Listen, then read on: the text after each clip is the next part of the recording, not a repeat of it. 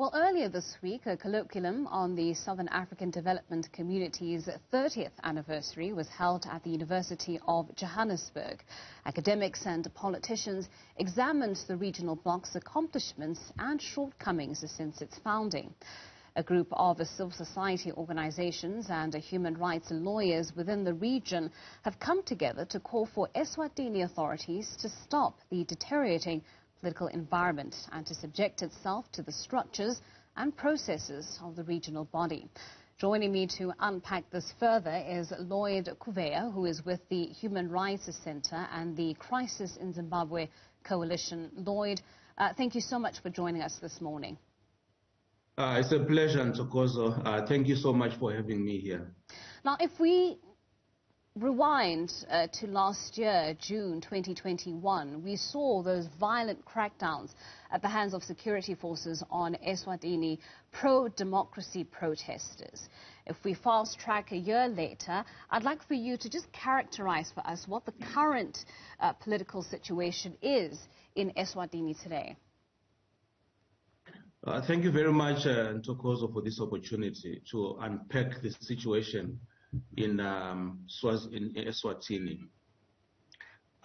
For me, really, it starts with the absolute power that is enjoyed by King Mswati in Eswatini.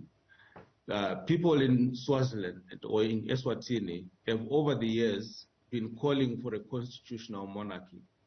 The same sort of situation that we have in Lesotho, for instance, where people are able to vote and choose their political leader. And this is not the situation in Eswatini.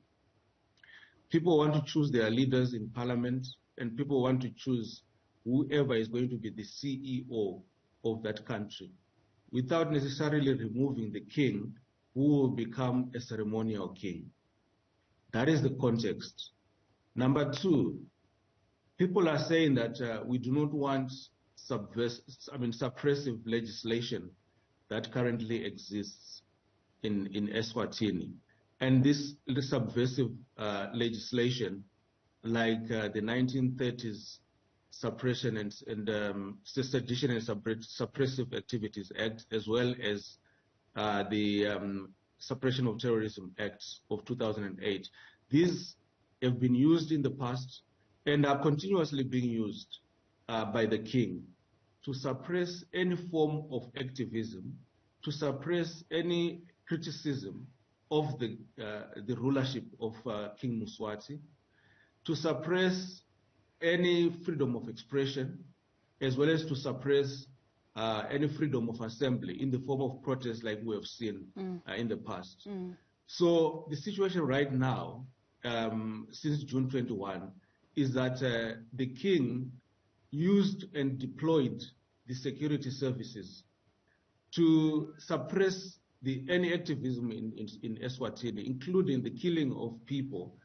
And so because of that intimidation, the most active activists in Eswatini have been silenced in a way, in terms of their inability now to go back onto the streets for fear of further loss of lives as well as destruction of property, as we witnessed in 2021.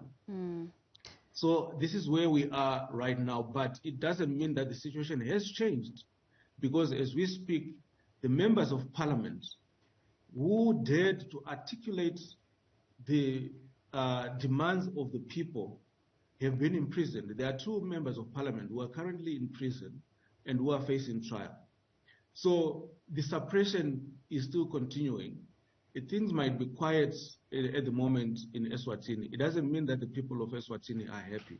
No, by no means. It is because the king has used his forces, his power to silence people, and he has continuously used the law and the courts in Eswatini to really silence any form of activism, any form of complaining, any form of expressing people's views as they would want to see a democratic setup in Swaziland, and respect for human rights as well as respect for the rule of law. Really, the suppression of Terrorism Act and the Sedition and Subversive Activities Acts are contrary to regional and international norms on human rights. Right. Yes. Right. So, Lloyd, I mean, essentially what you've described for us is, Africa's last absolute monarchy, using this autocratic rule essentially to suppress its own people, a country that's at war with its own people, essentially. Now, you have applied some pressure on SADC leaders to respond to this deepening crisis. They have resolved instead to send yet another fact-finding mission to Eswatini. What's your response to this resolution? Firstly, we do welcome the resolution, but, our concern as civil society in Southern Africa is, this sort of non-committal stance which has always been adopted by our SADC leaders. They've sent, and this is not the first time they are sending an envoy. They sent President Cyril Ramaphosa there to ensure that there's going to be dialogue. There was a promise by the king that he is committed to dialogue, but nothing happened. Look, we are willing as civil society to give the dialogue a chance to happen. But we hope, and our message to SADC is that we hope that this time, this national dialogue will happen. But we have certain demands in respect of the dialogue. What we want is a dialogue which is, number one, inclusive, that it is also going to include the views of civil society in Eswatini and any other solidarity movements within SADC. Number two, we want that dialogue to be comprehensive in the sense that it is going to address all the issues that people of Eswatini have been calling for so many years, including, a move from autocracy to a constitutional monarchy and a constitutional democracy, as well as respect for the rule of law and respect for human rights.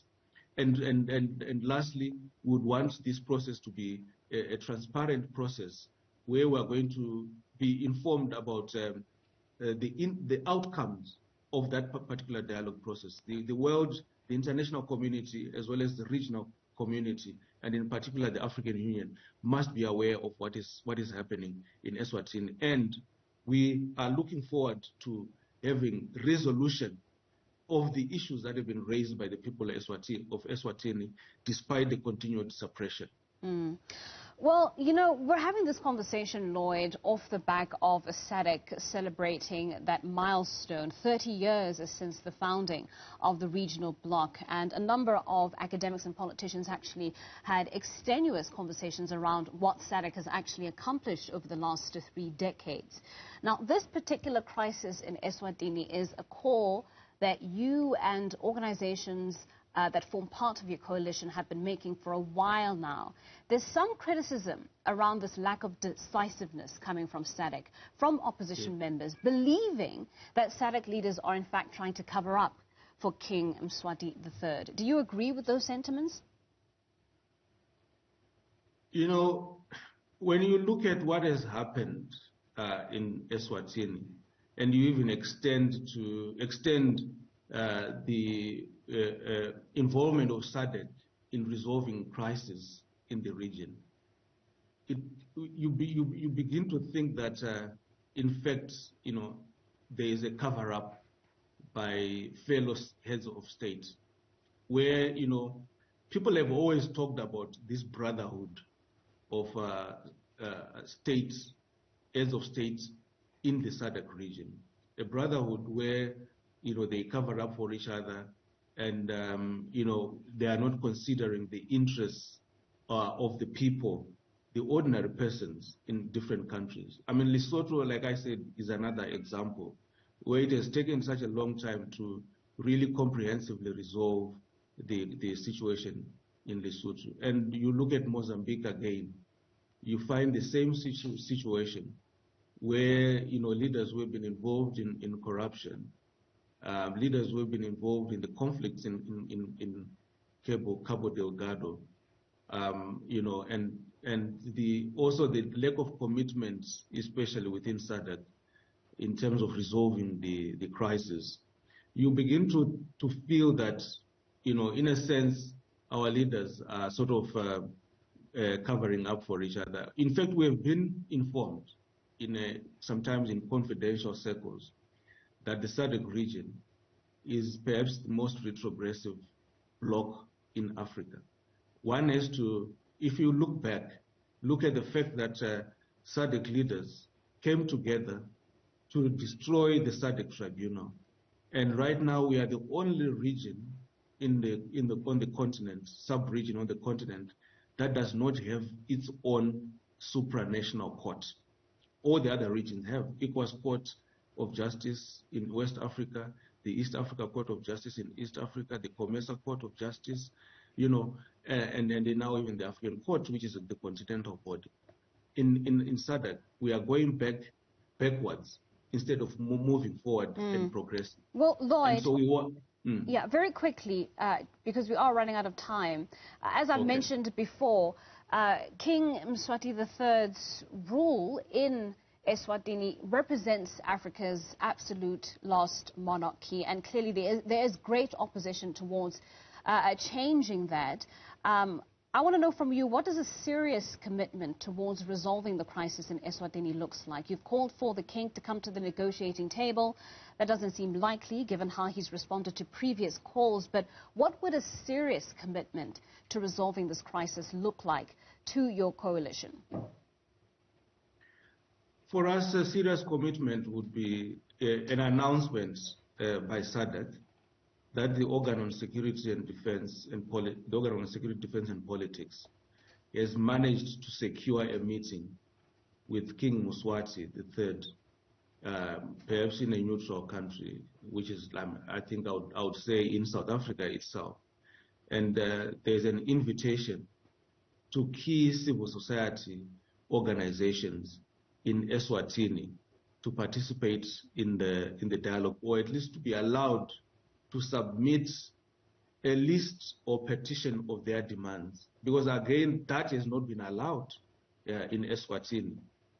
Just a simple petition which is submitted to heads of state in SADC or members of the organ on security, defense and politics to take into account the demands by the people of Eswatini.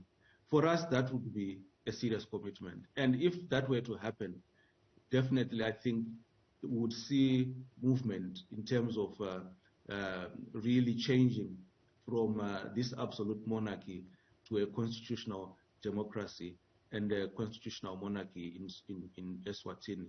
That listens to the demands of the people, that allows people of Eswatini to choose their leaders, that protects the rights of people in Eswatini, that allows people to exercise the democratic their democratic demands to choose their own leaders and vote for their own leaders, including members of parliament, as well as the executive. So for us, that would be the serious commitment that we would want to see in respect of Eswatini. Right. Well, Lloyd, thank you so much. It's always a pleasure to have you on our program. That's Lloyd Kuvheya, who is with the Human Rights Center and the Crisis in Zimbabwe Coalition.